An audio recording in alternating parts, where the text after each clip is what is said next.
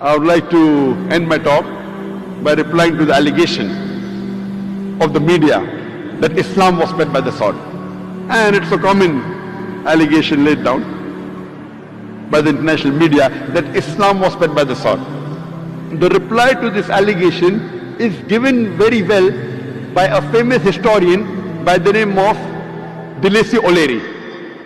He mentions in the book Islam at the Crossroad on page number 8, Delisi O'Leary says, history makes it clear that the legend of fanatical Muslims sweeping across the world, forcing Islam at the point of the sword over conquered races is the most fantastic, absurd myth that historians have ever repeated. I would like to repeat the statement of Delisi O'Leary, the famous historian. History makes it clear that the legend of fanatical Muslims forcing Islam at the point of the sword over conquered races is the most absurd, fantastic myth that historians have ever repeated. When we read history, we come to know that we Muslims, the Arabs, they ruled the Arab lands for the past 1400 years. For a few years the Britishers came, for a few years the French came, but as a whole, the Muslim Arabs were the lords of the Arab lands. Yet today, there are more than 9 million Arabs who are Coptic Christians. Coptic Christian means they are Christians in generation. These 9 million Arab Christians are giving Shahada, are bearing witness that Islam was spread by the sword. We Muslims, we ruled India for about 1,000 years. That time India was the most powerful country in the world. The Mughals, the Muslims. If we wanted, we could have forced every non-Muslim to accept Islam at the point of the sword. We didn't do it. Today, in India, more than 80% of the Indians, they are non-Muslims. These 80% non-Muslim Indians, they are giving Shahada, they are bearing witness that Islam was spread by the sword. Today, the largest populated Muslim country in the world, it's Indonesia.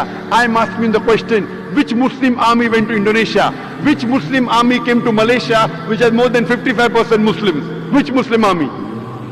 Which Muslim army went to the east coast of Africa? Which sword? Thomas Carlyle writes in his book, Heroes and Hero Worship. He places our Nabi, Muhammad Sallallahu Alaihi Wasallam, as his number one hero prophet. Number one. And he writes that every new idea originates in the mind of one. In one man's mind it dwells. One man in the full world. It will do little good if he takes up a sword and propagates it.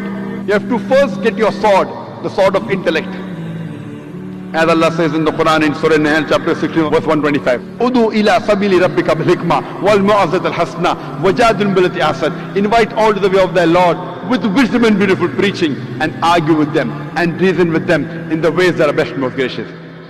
Thomas Carlyle is talking about the sword of intellect. Today, Islam is conquering the hearts not with the sword of steel, but with the sword of intellect, with the sword of peace.